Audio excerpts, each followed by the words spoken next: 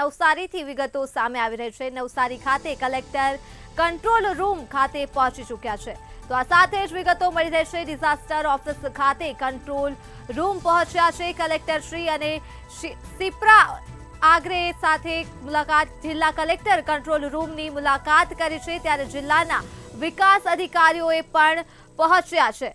વિગતો મળી રહી છે નવસારી ખાતેથી પરિસ્થિતિનો તાગ મેળવવામાં આવ્યો છે। આ સાથે જ ડિઝાસ્ટર ઓફિસ ખાતે કંટ્રોલ રૂમ કલેક્ટર પહોંચ્યા છે। કલેક્ટર ક્ષિપ્રા આગ્રેએ પરિસ્થિતિનો તાગ મેળવ્યો છે। જિલ્લા કલેક્ટરે કંટ્રોલ રૂમની મુલાકાત લીધી છે। નવસારીથી આ વિગતો મળી રહી છે। વિકાસ અધિકારીઓ પણ પહોંચ્યા હતા। આ સાથે જ પરિસ્થિતિનો તાગ મેળવવામાં આવ્યો છે।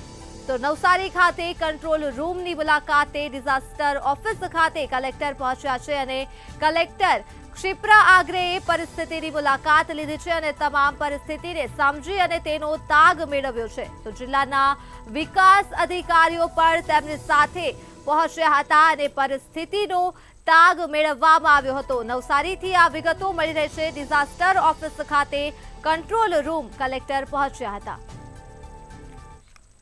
24 કલાકમાં સૌથી વધારે ખેરગામ તાલુકામાં 243 mm જેટલો વરસાદ થયો હતો।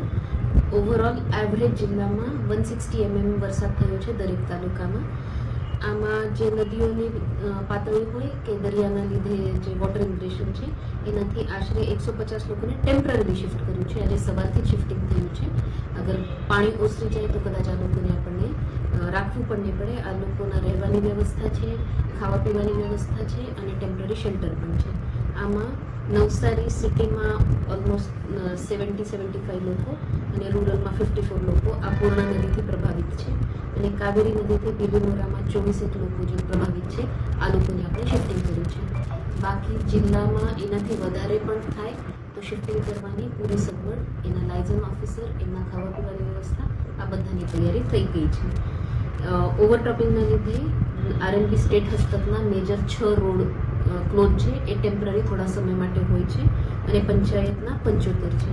આ બધા ગામો કે જેમાંથી આ રસ્તા ઉપર પાણી જાય કટ ઓફ નથી થતો, એને બીજો લાંબા ડિસ્ટન્સથી જવું પડે છે, પણ 75 રસ્તા પંચાયત હસ્તકના અને મેજર રોડ છે એ 6 બંધ છે।